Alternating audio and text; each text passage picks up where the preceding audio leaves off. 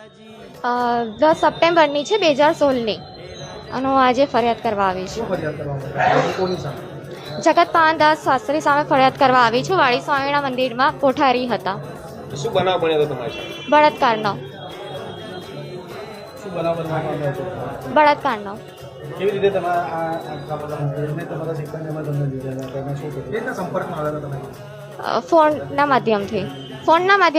પછી એના પછી એમને ઘણી વોટ્સઅપ પર વાતચીત કરી, ચાલુ રાખી, અને પછી ગિફ્ટ આપવાના બહાને જબરદસ્તી કર્યો. અને મને વાડી મંદિરની નીચે રૂમમાં બોલાવી હતી.